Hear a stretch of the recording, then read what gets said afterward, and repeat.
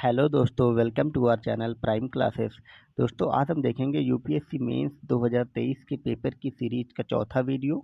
और इसमें हम जीएस के फोर्थ पेपर की चर्चा करेंगे, जो कि एथिक्स का होता है। ये पेपर दो सेक्शन में डिवाइड होता है, सेक्शन ए और सेक्शन बी में। सेक्शन ए में एथिक्स के सवाल होते हैं और सेक्शन बी में एथिक्स के सवालों के एग्जाम्पल के तौर पे केस स्टडीज होती हैं। तो हम पहले सेक्शन ए के सवालों पे चर्चा कर लें और आपको दिखा दें कौन कौन से सवाल पूछे गए। उसके बाद हम आपको केस स्टडीज वाले सवाल पूरे पढ़ के नहीं दिखाएंगे, क्योंकि काफ़ी बड़े होते हैं, एक एक डेढ़ डेढ़ पन्ने में होते हैं। वो हम आपको दिखाते चलेंगे, आप पॉज कर करके उसको पढ़ते रहिएगा और बाद में लिखते रहिएगा।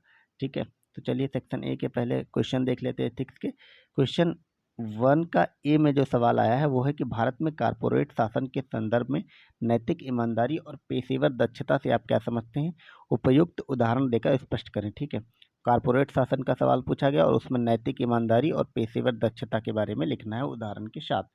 हमारा जो दूसरा सवाल है एक का बी, वो है कि संसाधन के अभाव से ग्रस्त राष्ट्रों की मदद के लिए अंतर्राष्ट्रीय सहायता एक स्वीकृत व्यवस्था है।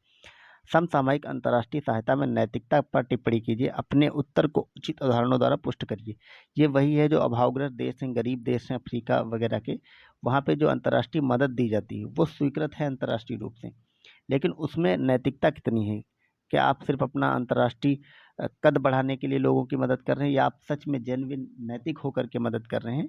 उन्हीं सबको आपको लिखना है उचित उदाहरणों के साथ। चलिए आगे बढ़ते हैं और देखते हैं अगला सवाल। अब दूसरे का जो हमारा ए वाला है वो ये है कि भ्रष्टाचार समाज में बुनियादी मूल्यों की असफलता की अभिव्यक्ति है।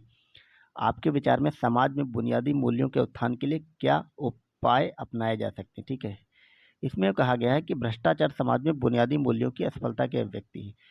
समाज में अगर भ्रष्टाचार बढ़ेगा, इसका मतलब है कि समाज में के जो बुनियादी मूल्य हैं उनका पतन हो रहा है, वो असफल हो रहे हैं। इसी के बारे में आपको बुनियादी मूल्यों के उत्थान और उसके बारे में क्या उपाय किए जा सकते हैं, इसका जिक्र आपको करना है। हमारा दूसरे का बी जो है वह है कि उपर्युक्त उदाहरण सहित कार्य परिवेश के संदर्भ में जबरदस्ती और अनुचित प्रभाव में अंतर स्पष्ट करें।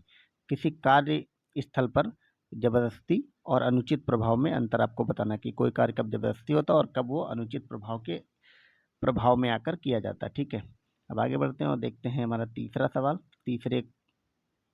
तीसरा सवाल है वो महान विचारकों के 3 उद्धरण दिए गए हैं ABC करके। ठीक है, उन उद्धरणों के बारे में आपको लिखना है विद एग्जाम्पल। ठीक है, तो हमारा जो तीसरे का ए है वो है कि दयालुता के सबसे सरल कार्य प्रार्थना में 1000 बार झुकने वाले सिरों से कहीं अधिक शक्तिशाली है। महात्मा गांधी का यह कोटेशन पूछा गया। महात्मा गांधी ने कहा था कि दयालुता के सबसे सरल कार्य प्रार्थना में 1000 बार झुकने वाले सिरों से कहीं अधिक शक्तिशाली है। ठीक है, हमारा जो तीसरे का बी है वो देखते हैं। वो यह है कि लोगों को जागरूक करने के लिए महिलाओं को जागृत होना चाहिए। जैसे ही वे आगे बढ़ती हैं, परिवार आगे बढ़ता है, गांव आगे बढ़ता है और फिर देश आगे बढ़ता है। ये जवाहरलाल नेहरू का कोटेशन है, इस पर हमें 150 शब्दों में लिखना है। अब तीसरे का जो सी है वो स्वामी विवेकानंद का कोटेशन पूछ लिया गया है। विवेकानंद ने कहा था कि किसी से घृणा मत कीजिए, क्योंकि जो घृणा आपसे उत्पन्न होगी वह निश्चित है एक अंतराल के बाद आप तक लौट आएगी। यदि आप प्रेम करेंगे तो वह प्रेम चक्र को पूरा करता हुआ आप तक वापस आएगा। इस पर हमें लिखना है। आगे बढ़ते देखते हैं चौथा सवाल। चौथे का ए क्या है? जो चौथे का ए है वो है कि सफलता, चरित्र, खुशी और जीवन भर की उपलब्धियों के लिए वास्तव में जो मायने रखता है वह निश्चित रूप से भावनात्मक कौशलों का एक समूह है। आपका EQ, न कि विशुद्ध रूप से संज्ञानात्मक क्षमताएं जो पारंपरिक IQ परीक्षणों से मापी जाती हैं। क्या आप इस मत से सहमत हैं? अपने उत्तर के समर्थन में तर्क दीजिए। यहाँ पे IQ और EQ की बात की गई है। IQ मतलब इंटेलिजेंट क्वांटिएंट और EQ मतलब इमोशनल क्वांटिएंट। ठीक है, आपका यहाँ पे बताना है, इसके बारे में लिखना है। फोर्थ बी जो है वो ये है कि नैतिक अंतर्ज्ञान से नैतिक अंतर्शक्ति का अंतर स्पष्ट करते हुए उदाहरण दीजिए। आपको नैतिक अंतर्ज्ञान और नैतिक अंतर्शक्ति, यहाँ की वही अध्यात्म और विज्ञान की बात है, लगभग कुछ ऐसी करिएगी, उसका आपको अंतर स्पष्ट करना है। अब फिफ्थ का ए जो है वो है नैतिक निर्णय लेने के संदर्भ में जब कानून, नियमों और अधिनियमों की तुलना की जाती है तो क्या अंतरात्मा की आवाज़ अधिक विश्वसनीय मार्गदर्शक है? चर्चा कीजिए। ये अंतरात्मा की आवाज़ पे बात सवाल आया है, कानून, नियम एवं अधिनियमों की तुलना करने पे। ये गांधी की बात, गांधी ने कही थी अंतरात्मा की आवाज़ वाली बात। 5th बी जो है वो सत्यनिष्ठा, प्रभावी शासन प्रणाली और सामाजिक आर्थिक विकास के लिए अनिवार्य है, विवेचना कीजिए। सत्यनिष्ठा, इंटेग्रिटी पे सवाल आया है, ठीक है। हमारा जो 6 सवाल है वो 6 का ए, गुरु नानक की प्रमुख शिक्षाएं क्या थी? समकालीन दुनिया में उनकी प्रासंगिकता की व्याख्या कीजिए। गुरु नानक जी पे सवाल है और उनकी जो शिक्षाएं थी उनकी समकालीन दुनिया में प्रासंगिकता क्या है, इस समय उसकी क्या प्रासंगिकता है, ठीक है। 6 का जो बी है वो है कि सामाजिक पूंजी की व्याख्या कीजिए। सोशल कैपिटल पूछा है। एक तो होता है आर्थिक पूंजी, ये है सामाजिक पूंजी, और ये सामाजिक पूंजी सुशासन में कैसे वृद्धि करती है हमें ये बताना, ठीक है। चलिए अब आगे बढ़ते हैं और अब यहाँ से हमारा सेक्शन बी शुरू हो रहा है और सेक्शन बी में टेस्ट वो है केस स्टडी। यहाँ पे मैं केस स्टडी पढ़ूंगा नहीं, आपको दिखाते हुए चलूंगा, आप पॉज कर करके पढ़ते रहिएगा और उन सवालों को लिखने का प्रयास करिए। तो देखते हैं 7वीं क्या है, टोटल 8 होती हैं, आप पढ़ते रहिएगा, ठीक है। मैं आगे बढ़ाते चलूंगा। ये पूरी टेस्ट केस स्टडी हो गई। उसके बाद इसमें ABC 3 सवाल हैं, ठीक है, उस केस स्टडी के आधार पे आगे बढ़ते और देखते हैं हमारा 8वां सवाल। 8वां सवाल, उत्तरकाशी में वही जो आया था पिछले भूस्खलन हो गया था, कहाँ पे, जोशीमठ में, वहीं से रिलेटेड ये केस स्टडी पूछ ली गई है। आप पढ़िए और इसके जवाब देने का प्रयास करिए, ठीक है। इतनी बड़ी ये केस स्टडी है, अभी और भी चल रही है।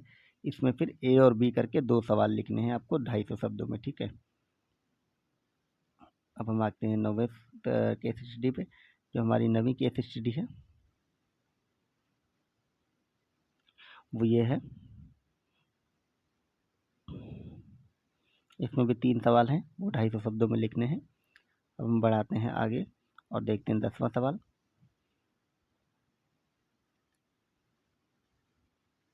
ये कुछ बड़ी केस स्टडी लग रही है, इसमें भी 2 सवाल हैं।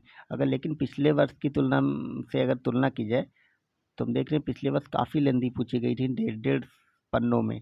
इस बार कुछ छोटी हैं और पिछली बार 5 सवाल थे एक में, इस बार 2 या 3 ही सवाल हैं। चलिए आगे बढ़ते हैं और देखते हैं 11वां, ठीक है। ये केस स्टडी 11वीं है आपकी और इसमें भी 3 सवाल हैं, बहुत ज़्यादा बड़ी नहीं लग रही हैं। अब आगे बढ़ते हैं और देखते हैं 12वां सवाल। ये भी यहाँ पे अभी और है, उसमें भी 2 सवाल ही हैं, ठीक है। अब 13वीं होगी इसके बाद, नहीं अब कंप्लीट हो गई यहाँ पे, ठीक है। तो ये कुल मिला के हमारी सारी केस स्टडीज हो गई। आप इनके आंसर लिखने का प्रयास करिएगा और बताइएगा कि आपको कौन कौन से केस स्टडीज आ रही थी, कौन कौन से आंसर आ रहे थे, कौन कौन से कैसे आ रहे थे, आप लिख कर प्रयास करिएगा। Thank you so much for watching, bye bye.